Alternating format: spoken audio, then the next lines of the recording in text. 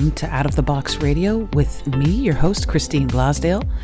Out of the Box Radio is a weekly podcast of audible ear candy dedicated to bringing a fresh perspective on this thing that we call life. And each and every week, we're going to be diving into the topics that matter most with lively conversations on issues such as health, wellness, and transformational healing, all with the goal of creating a better world and becoming a happier human being. I will be your tour guide for this epic adventure, and each and every week we're going to be embarking on a journey with the ultimate goal being transformation to our highest potential. And now, let's get out of the box.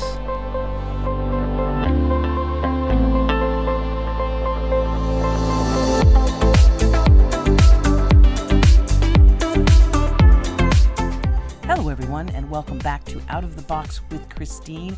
I am your host, Christine Blasdale, and I am really happy that you tuned in today. We have a very interesting show. I am so fascinated by this subject. My guest is Sheila Lowe, who is a court-qualified, certified forensic document examiner and certified graphologist who holds a Master of Science degree in psychology. She's also a mystery writer, and she's taught at the University of California, Riverside in the Crime Scene Investigation course and the University of California, Santa Barbara in the Discovery program. She's the author of numerous books and monographs on handwriting, as well as the Forensic Handwriting Mystery Series. Welcome to Out of the Box with Christine, Sheila Lowe. Thank you, Christine. So happy to be with you.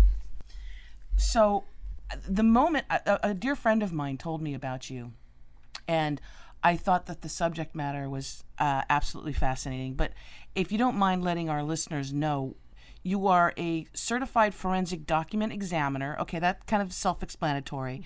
But a certified graphologist, what is that? A graphologist is somebody who analyzes handwriting for the purpose of personality assessment. So there are several different areas of handwriting analysis that I work in. But these days I work mostly as a document examiner. And with the documents, is that for, like, if somebody's is challenging, like in court, they're challenging, that's not, I don't think that's that signature, or that might have been forged, then you're called? Exactly. So in cases of, let's say, dear old dad ran off with a bimbo and then he dies, and she comes up and says, oh, look, this is a new will naming me and my kids and cutting out the first family.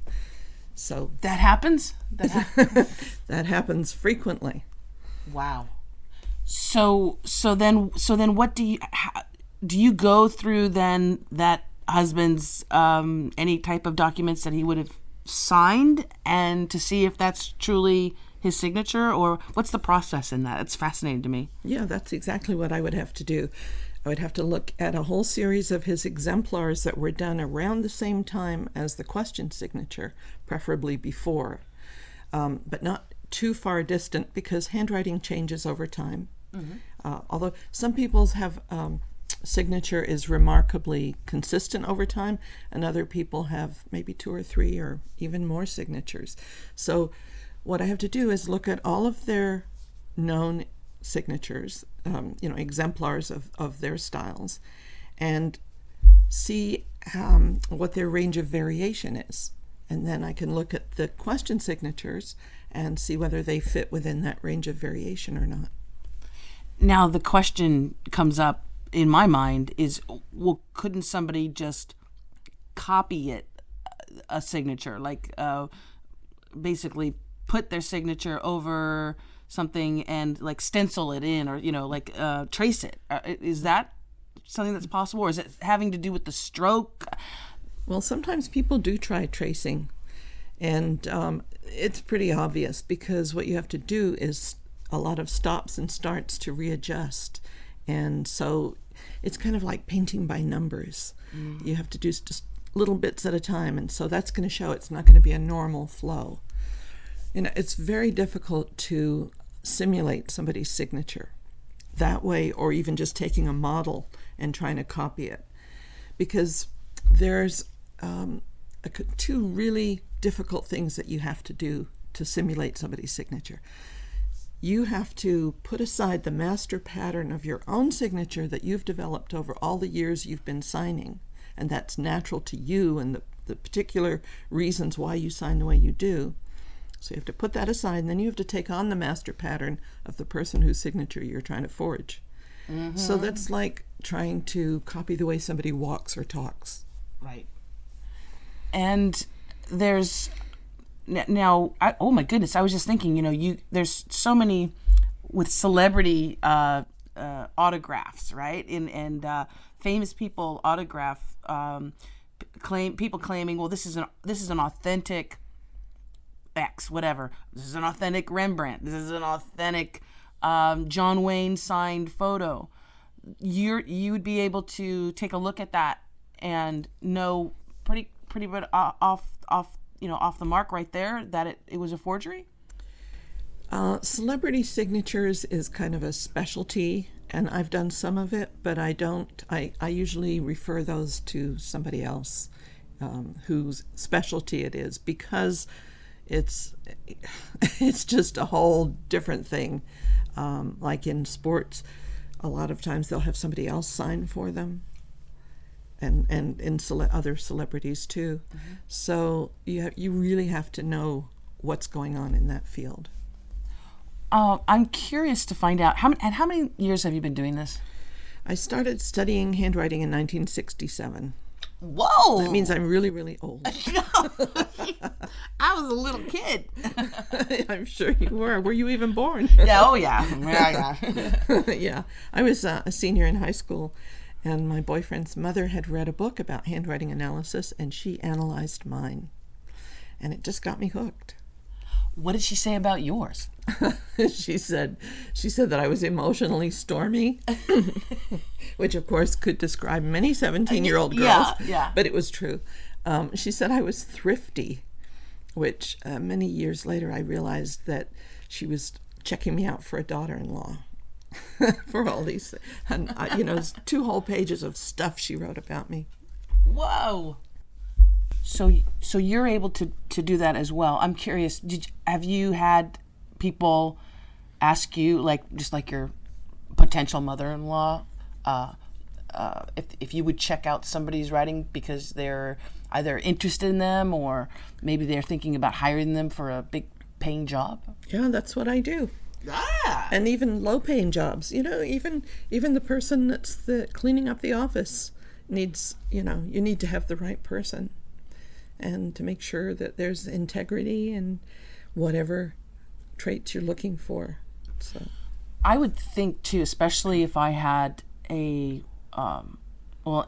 especially if I was going to be bringing on a business partner, someone that I would need to be able to trust, obviously, and want to know as much as I could, other than what they write on their, on their application or what they want you to know. Let's talk about some of the dynamics, some of the different styles that reveal bits about us, bits about ourselves in the way we write. Well, let's talk first about what handwriting can reveal about you and what it can't, because it tells a lot about you, but it can't tell everything. Mm-hmm. People are just too complex, and there's so many variables. But handwriting tells things about you like your social style, your thinking style, the state of your ego, your stamina, sex drive, organization. It can tell you about your sex drive? Yes, it can. Really? Yeah. Ooh. And if there are issues, one of the papers that I've written, or actually it's now a chapter in one of my books, is on childhood sexual abuse in adult handwritings. So, yeah, handwriting tells a lot. So, and I'm holding one of your many books, Reading Between the Lines by Sheila Lowe, and this is really interesting because this is really, would you say this is like sort of a primer for people who are interested in the subject matter? Yeah, it's like a little basic course. Decoding handwriting, and you go through some. I mean, there's lots and lots of examples that you have. But you also have some famous people. There we are. And you also have a book called Handwriting of the Famous and Infamous. I do. And can we talk about some of the famous people? Absolutely. Let's see here. They're alphabetical. Oh my goodness. I just opened up a page and out popped the face of Ted Bundy. Ted Bundy, of course, he was the American serial killer from 1946 to 1989. And you have, this is a letter from him that he had written? Yes. And he was executed. Yes. So Mm-hmm. looking at this letter from Ted Bundy, what were you able to assess? He was not a nice person. There are some interesting things in Bundy's writing, and let me take a step back for a second and tell you about the two different kinds of handwriting analysis, because it makes a difference. There are two main methods. One of them, the most popular, because it's kind of like learning the piano, and you want to learn as an adult and you want to learn quickly, so you learn a bunch of chords and then a little melody, but you don't learn the theory. So you can just play certain things. And the trait stroke method looks at handwriting empirically. So it takes each piece of writing or writing strokes and assigns it a personality trait name. So, for instance, if you cross your T's up high, that school says you have high goals. Or, as in Ted Bundy's case, you've got long strokes at the beginnings of words, and they call those resentment strokes, and so on and so forth. So, and that's fine. It builds up a picture piece by piece. It's like looking at handwriting through a microscope. You see a little tiny piece at a time. On the other hand, what I do is called Gestalt, which is the German, European style of analysis, and it comes from the opposite direction. So you're looking at the handwriting as a whole picture. So when I look at Ted Bundy's writing, I'm not looking at those resentment strokes or yieldingness strokes. I'm looking at the whole thing, the space, the form, and the movement. Sort of like a painting. Exactly. So, when you look at a painting, you don't say, oh, there's, a blue eye and blue eyes, and, describe it piece by piece. You look at the whole thing. So in looking at Bundy's writing, it has problems in the rhythm. And rhythm is a very complex and difficult thing to explain, but it's an important part of handwriting. And his rhythm is slack.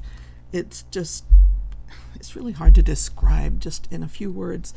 But those long, hooked beginning strokes are important because you have to look at the small picture as well as the big picture. And they show not just resentment, but extreme anger and hostility. They have a little hook on the end. Oh, they do. It's like a fish hook. Exactly. And it's on every word. Yeah. Almost. At the beginnings of the lines especially. But I'm looking at the T here in there is a hook. And hooks all over the place. Hooks, what are hooks for? To hang on to things. Yes. And in this case, it's hanging on to his anger and resentment. And another thing is the way he makes his personal pronoun I, his capital I. And it has a big balloon on the top, which is kind of an unrealistic view of women. And then the bottom part is just kind of fades away. And the capital I, the way we were taught in cursive writing anyway, is that with it looks like a sailboat, and the sail at the top is the mother, and the boat on the bottom is the father. So his father image is missing. And of course he didn't have a father figure. He had his grandfather. Wow. And so that I'm gonna turn the page because his face kind of creeps me out. But this guy, because we're in the B's, this is alphabetical. Ludwig van Beethoven. Now, this is obviously German. So, and do you speak German? I do not, although my son and his wife live in Germany, but I don't speak German. So you're able to still do the analysis of Beethoven, although you don't speak German. Because I do the Gestalt type of analysis, looking at space, form, and movement, I have clients all over the world, and they write to me in languages that I do not speak. So looking at Beethoven's signature, what were you, or not signature, his writing, what were you able to pull from that? Well, again, the rhythm is the very important thing in his writing, and it's very jumpy and all over the place, and it shows. It looks actually like a piece of his music. It's very dynamic and strong and irritable. Yeah. And irritable. I love that. But you find that in artists' handwritings look a lot like their paintings, and composers' writings look like their compositions. And now I'm over on George W. Bush, George Bush Jr., I guess you'd call him, the 43rd president. And you have a letter that George Bush wrote to someone, I'm not certain who. This is to a supporter before the 2000 election campaign. What were you able to draw from George Bush's handwriting? His writing is quite simplified and flexible, and it's well laid out. It has a good organization. The thing about it is, one thing that interested me is his signature is very much like his father's, which showed that he wanted to emulate his father. It doesn't have a very strong rhythm. It's like, he's too flexible, and in my opinion, was easily led. It's soft. It is soft. It doesn't have a dynamic energy. Oh, wow. I just flipped to Kurt Cobain. Now, with this sample of his writing, it's not in cursive. No, that's his suicide letter. This is his suicide letter. So you took a look at this. Obviously, it's a suicide letter, so you know that he was troubled.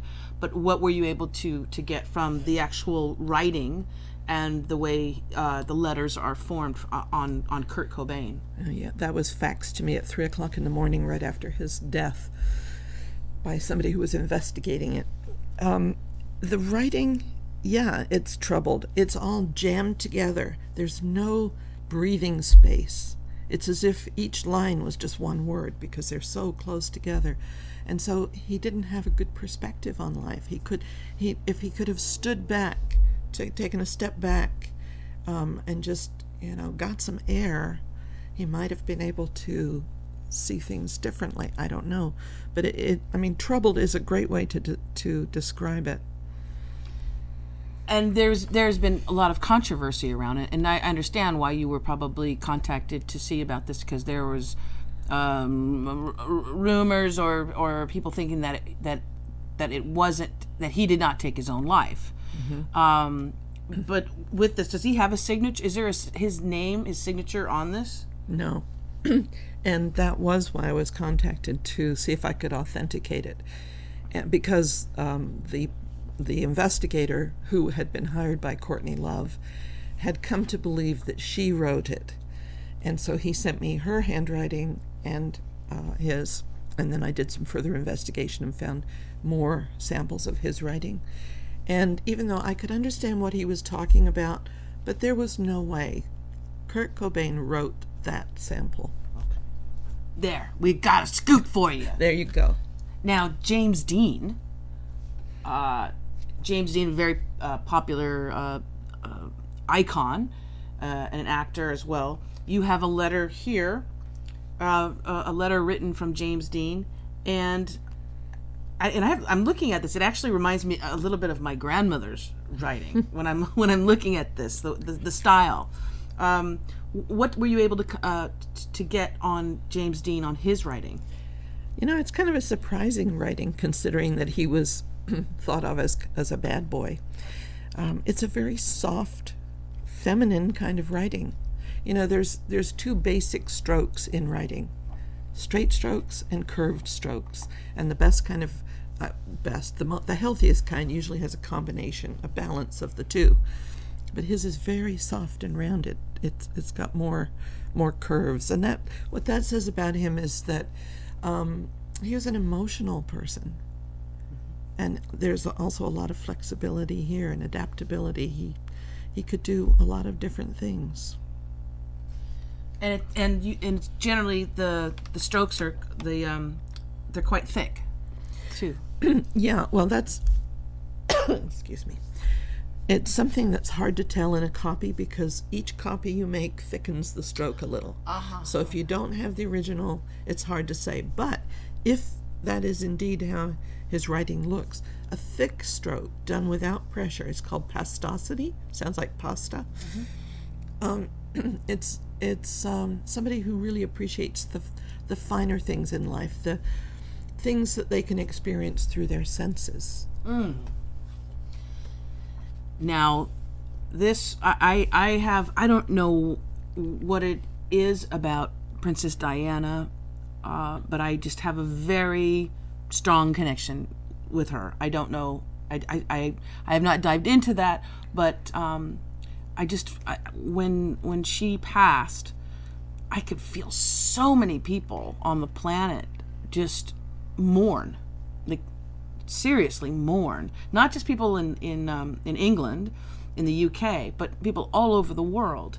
And you have analyzed her writing. This is a card that was written by Princess Diana, and I would love to know what your thoughts are on her. Well, her writing is extremely rounded and, again, soft. It has a soft rhythm. And people who write like this with a very roundedness have a rounded quality, have a strong need. They're really emotionally based, and they have a strong need to be, a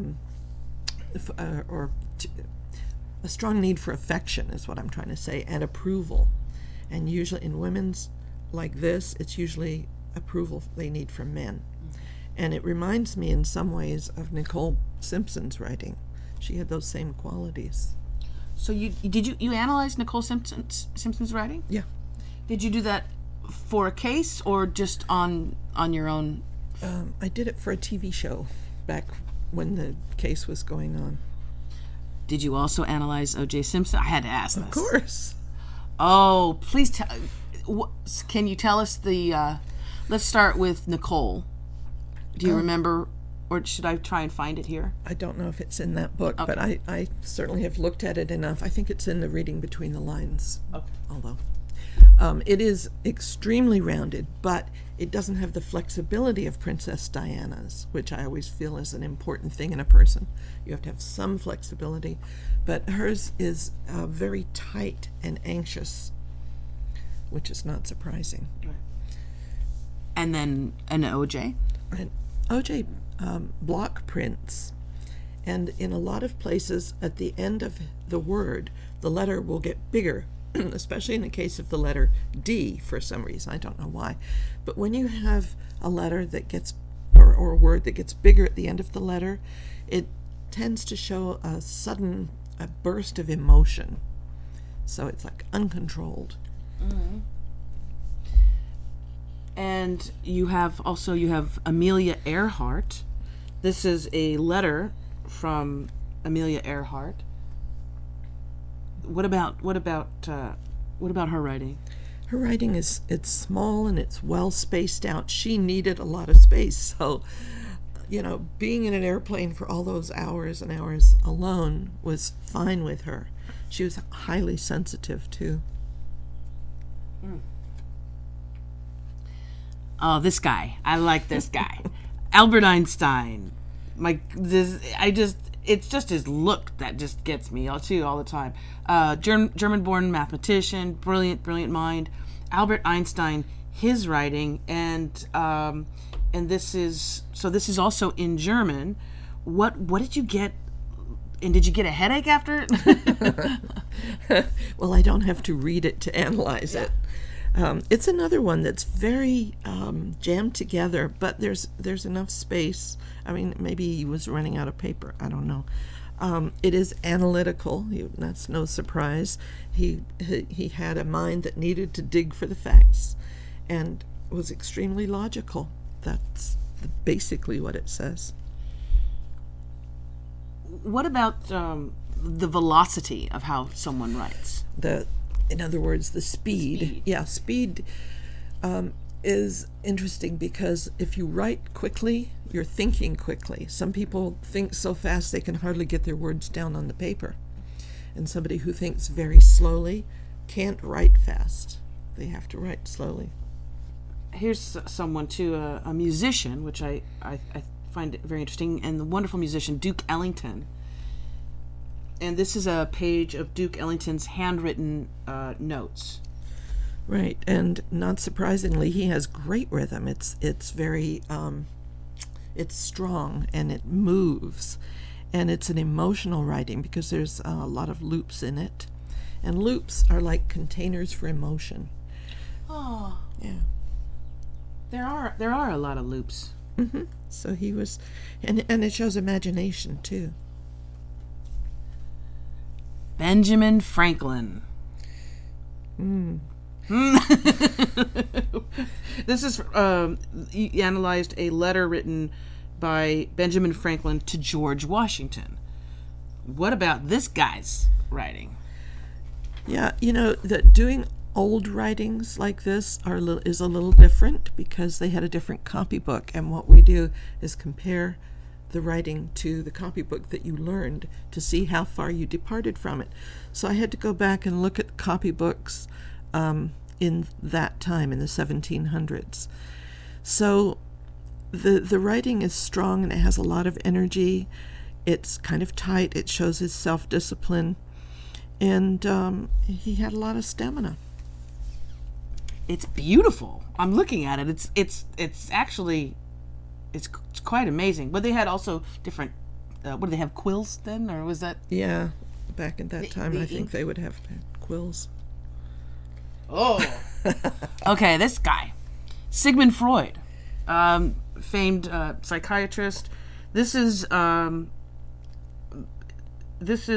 journal that Sigmund Freud had written in, and that's very interesting writing. Yeah, and that's actually good writing compared to some of the samples I've seen of his. I think he needed analysis. Yeah, it is a very opinionated writing. A man that stood behind, he didn't allow for any argument from his followers. He cut them off, like Jung and Horney and Adler. When they said that they didn't agree with everything he said, he didn't want anything further to do with them. And that's the kind of handwriting he has, rigid. Very rigid. So there's a lack of flexibility. And we're going to get into the ups and downs. I know that there's you have actually a very a relatively famous person in our scope right now, which is President Donald Trump. You've analyzed his handwriting, in particular his signature, and his signature is very interesting. If people aren't, and we'll put it for the YouTube video. I'll see if I can get it and put it up with it. But his signature is very interesting. When you first saw it, what were your thoughts? And then after taking a look at it, what were your thoughts on Donald Trump's signature and his writing? Well, I first saw his handwriting and signature in 1992. So I've been looking at it for a long time, and it really has not changed very much over the years. And so that says that inside he hasn't changed a lot. His signature maybe has gotten more rigid. It looks like various things. It looks like barbed wire. Maybe it looks like a wall. It's the first thing that I thought of recently when I saw it, though, when I was looking at it for the election, looking at the different candidates, it reminded me very much of Heinrich Himmler's signature, who also has this, sharp up and down, spiky looking signature. It was just interesting. I mean, I'm not saying that Donald Trump is like Himmler, but no, but it's similar in the pattern. And when I saw it, it reminds me of, it looked like teeth, like sharp teeth. Uh-huh. Like a mouthful of sharp teeth, because it is very jagged, straight up and down, and no curves or bubbles or anything like that. No, and it's very closed together. Yeah. It's like if you think of an accordion, closed, jammed together, and that means you can't get inside. Yeah. So, but the rest of his writing, he block prints, and he virtually always uses a thick felt pen. And in general, people who like a thick felt pen like to have all the trappings of luxury and the so-called good things in life without putting a lot of energy into getting them. Love that analysis. Yeah. And then he has, in the communication area of the writing, there's what we call interference with clear communication. And some people call it a mark of a liar, which, we have seen. So there's nothing really surprising in his writing. It's just that rigidity and the insistence on being right, the arrogance. One interesting thing, though, at the end on the P on Trump, he comes back and slashes through his last name. And that's kind of self-destructive. People sometimes do that I'm not saying he is suicidal, but sometimes No, but self-destructive can be different than suicidal. Yes. Okay. Yeah. And it just slashes through. Now, I've seen women do this who got divorced, and they slash through that last name because they don't like it anymore. Or maybe it's a father's name, and they don't get along with their father. It's kind of an extreme thing you don't see very often. So interesting. Now, I'm looking at the handwriting of Jimi Hendrix, of course, American rock god, guitarist god. We know obviously he's quite he was quite talented musically. What were you able to gather from his writing? Well, his writing is big and bold and all over the place, and it's it looks like a fun person. It's somebody who definitely needed to be in the spotlight. The capital letters are large, and capital letters are like the ideal self, and the small letters are the real self. So when you see really big capital letters, it's usually somebody who needs to be seen and who has big aspirations. I have a big C. Do you? Yeah, just saying. Uh-huh. Oh, wow. Okay. Well, of course, your handwriting analysis book would not be complete without the writing, the handwriting of Adolf Hitler. Now, this is an early draft of Hitler's will, and this is dated May 2nd, 1938. Wow! I noticed something right away. Mm-hmm. Here. His words drop off at the end of a sentence. I don't even know if that's the end of the sentence or the end of at the end of the line. The line. Yeah, the baseline is pointing downwards. Yeah. So what did you? This must have been. He was depressed when he wrote it, I would say. He was depressed. Yeah, because, even if he was running out of space, which he really wasn't, he could have hyphenated. But overall, it's a muddy writing, and muddy is different from what I described before as pastos, which is thick without pressure. Muddy writing has a lot of pressure, and the strokes, they look like mud. It can be a sign of illness, and people like that give in to their baser urges. So it's just not nice. The thing about Hitler's writing that was interesting, and I show this in lectures that I give, his writing, his signatures deteriorate over time, and you see them falling apart. And the same thing happens in Napoleon's signatures, and also Richard Nixon's. Really? Yeah. That's very interesting, actually. Now, here's someone. So, one of our former presidents and also signer of the Declaration of Independence, Thomas Jefferson. Mm-hmm. Yeah, he has a very precise writing. The eye dots are really carefully placed, and some in the trait strokes school they say that when you have a round eye dot that's placed perfectly, that it's a sign of loyalty. And I think that could be true. Looking at his writing, it looks like he was his lines are perfect. Yeah. I mean, it's almost like this was a lined notepad, and he wrote on, which he didn't. They didn't have that then. But I'm just looking at it, and it's very much a very straight line. It's a strong rhythm, but without being robotic, because perfect is not good in handwriting analysis, because people are not perfect. If a handwriting looks perfect, and I do have examples of some, then there's a problem there, because they're holding back so much. They're under so much control that eventually they're like a pressure cooker, and it's going to explode, and usually in some bad ways. Right, because your signature, that's something that is your unique. Yeah, but signatures are different from the rest of the writing. Okay. Go into that. Okay. I like to say that your signature is like the cover on a book. It shows what you want the world to know about you. But the rest of the writing is the truth. Now, if your signature is congruent with the rest of the writing, what you see is what you get. But if it's very different, then, I mean, a lot of public figures have a very different signature because they need that level of privacy. And then there are other people who have a very different signature because they're hiding something. Right. There's signatures. It's a whole study in itself. Now, I just flipped to the page of John F. Kennedy. He was our 35th president. And this is a sample of writing from his inaugural speech. These are his notes, I guess, that he had. This is a very unique handwriting style as well. Yeah, it's very simplified, and people who simplify their writing, and when I say simplified, I mean they're cutting out any extra strokes or loops and things like that.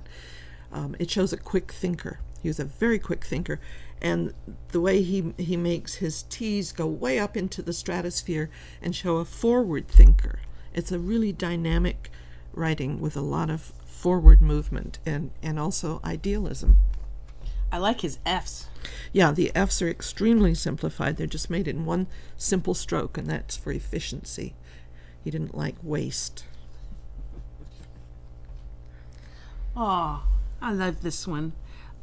John Lennon, of course, member of the Beatles, incredible songwriter, and this what you were looking at was cartoon scribblings from John Lennon.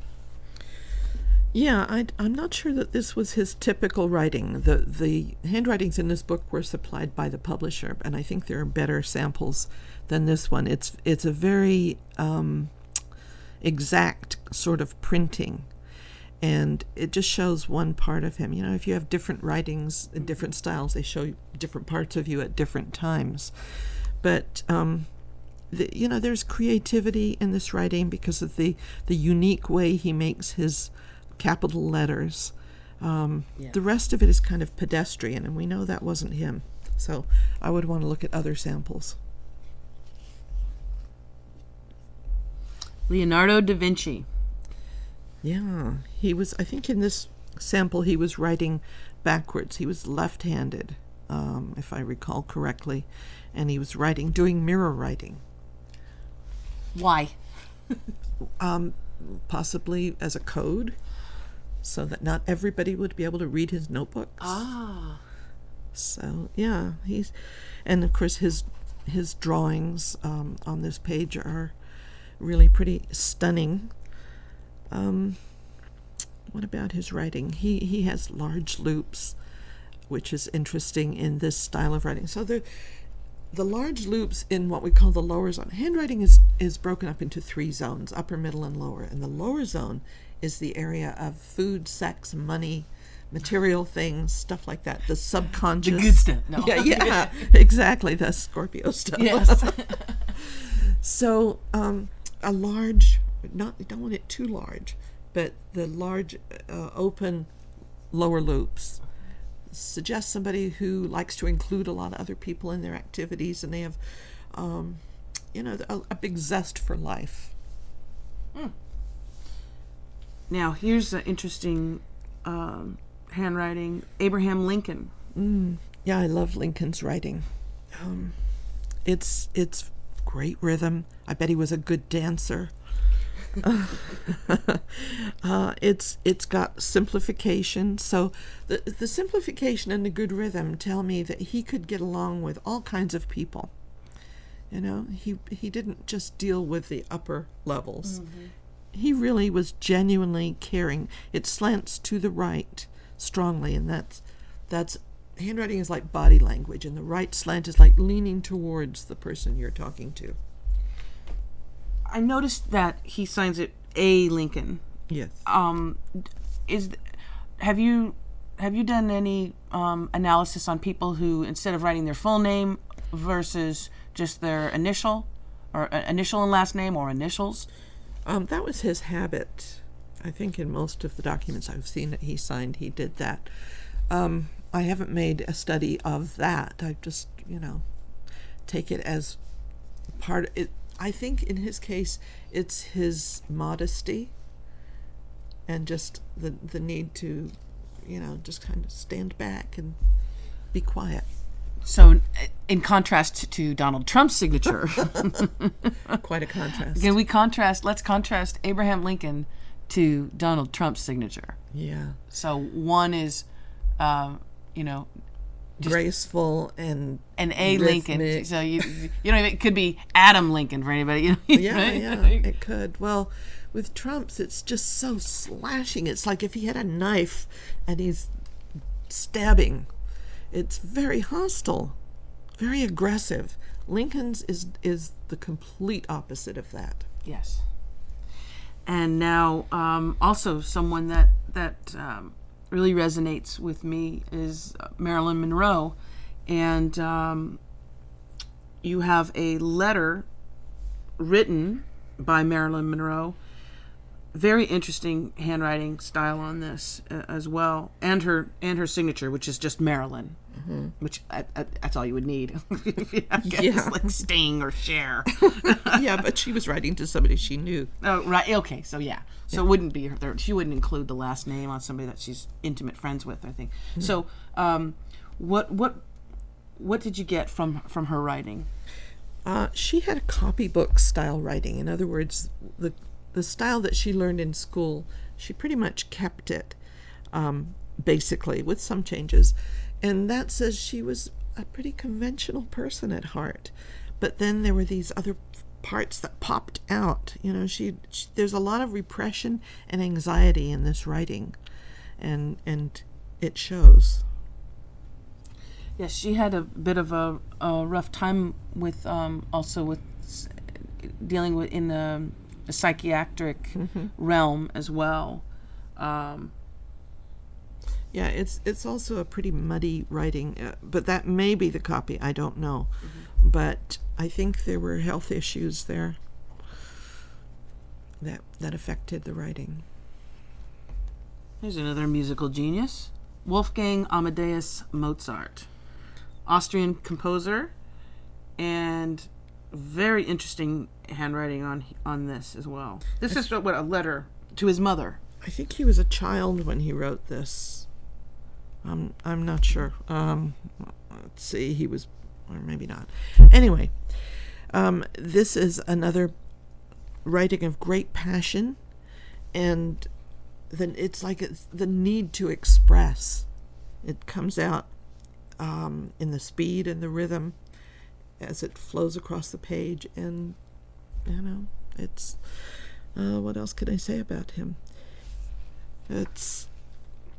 It's an original writing compared to the copybook of the time, and it was somebody who maybe had trouble separating. I mean, everything was coming at him at once, and he needed a little space, or not in his case, because he did just fine without it. Yeah. But there's a lot going on, and his mind was constantly running. Yeah, and speaking about a lot going on, you have Napoleon Bonaparte, and this is part of his will that he wrote shortly before his death. This is Napoleon's will. Let's see, what did I say about Napoleon? Except for, as I mentioned a few minutes ago, his signature deteriorated over time, and we saw it falling apart as he was falling apart. It's kind of a thin writing, which is intellectual, and the T-bars are extremely long, and that is seen in somebody who needs to direct others through their own will. And you may see that in people that you know today. They're very controlling. Yes, the writing is extremely thin. Mm-hmm. It's the intellectual orientation. There's also very wide spaces between the words, and the word spaces have a lot to do with how much you like to reach out and touch someone, which reminds you of an old commercial. Really? Yeah. So somebody with very wide spaces between the words needs a lot of elbow room, or they may be feeling isolated. Here's another president, Ronald Reagan. Ronald Reagan, this is a letter written by Ronald Reagan to a supporter. And he has, in his handwriting, when he has his last name, he has his full name, Ronald Wilson Reagan. Shows a lot of pride in his name. Yeah. And just looking at it from the angle I'm seeing it right now, it sort of looks like James Dean's. Really? Yeah. It's got that same kind of rounded, heavy look. Ronald Reagan. So he was somebody who didn't have a lot of strong physical drives, but he's a hail fellow well met. Somebody who was people oriented. Mm-hmm. The slant is upright, and so any emotions that he felt, he would stop and think about them before expressing them. And then you also have FDR, Franklin Delano Roosevelt. Mm-hmm. This is these are some notes from him. Mm-hmm. Yeah, and his writing is interesting because we know he had physical problems, and yet it's a really dynamic writing. I am just looking at it. He has, again, the strong, long T-bars. Somebody who really needed to be in control. And you wouldn't stand up to him too well because he wouldn't let you. It's intellectually, an intellectually oriented. And also, here's another thing that is in the trait stroke school. A letter P, a small P with a tall beginning stroke. I think that's the beginning stroke. Has a tall stroke. It's called the argumentative P. And people who make that, I've found to be true, will never shy away from an argument, and indeed will cause many of them. They just want to get their point across. And he just did his initials, FDR. Yeah. Very strong R there at the end. Very strong. It gets bigger, so you see. So he may start out coming on quietly and then get stronger. Wow, this is a very cool book. Handwriting of the Famous and Infamous. And we also have, of course, Reading Between the Lines, Decoding Handwriting by Sheila Lowe. And in that book, that's where I saw the Donald Trump signature as well, and really a full analysis of the art of decoding handwriting is. I wanted to know in our last few minutes if you had, because you've been doing this for so long, if you had any special cases or things that you've worked on that were just really interesting to you or intriguing to you that you can share with the audience. How about my daughter's murder? When your mom is a handwriting analyst, you bring home the handwritings of your new boyfriends or girlfriends. I have sons too. And Jennifer was 26 at the time she met Tom Schnabel and brought me his handwriting, and the three of us together talked about it, and it had some real red flags for pathology.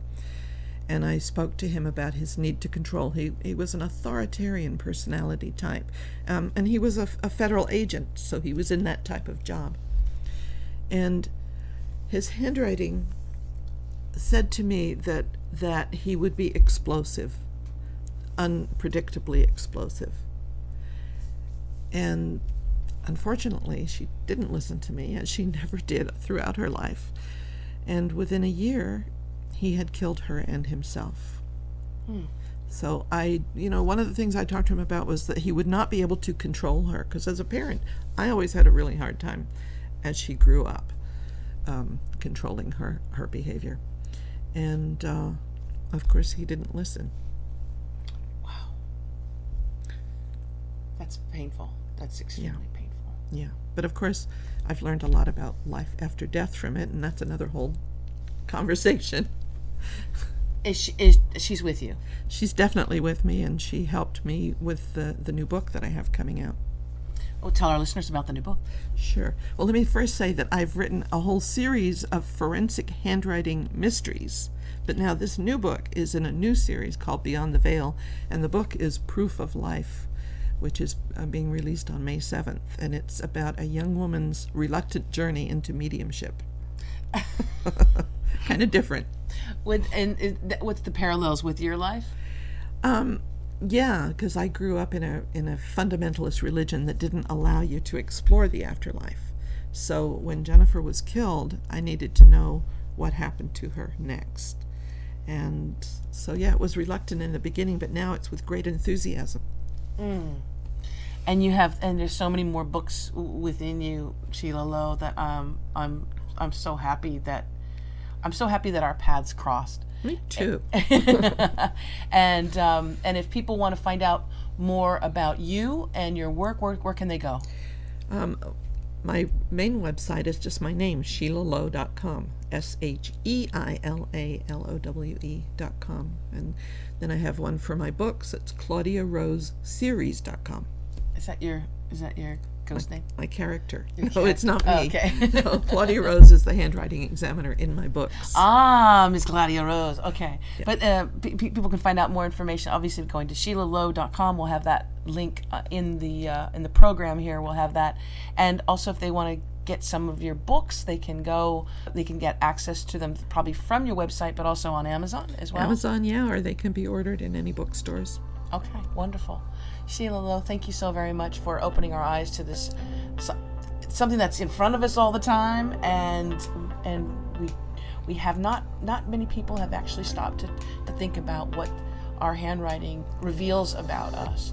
And also with modern technology, the lost art of handwriting as well. We didn't even get into that. No, it's not lost. It's coming back. Is it coming back? It is. Okay, good. Oh, okay, you heard it here, folks. Thank you again, Sheila, so much. And thank you, wonderful listeners, again, for tuning in this week. We're going to make sure that we have the link to Sheila's website in this program. And, of course, if you want to subscribe to this podcast, you can on iTunes, iHeartRadio, Spotify, Podbean, or YouTube. If you want to share the show, please definitely do it through YouTube. It's much easier to share on your social media and emails. Until next time, I want to remind you, as always, to think outside of that damn box. Bye for now.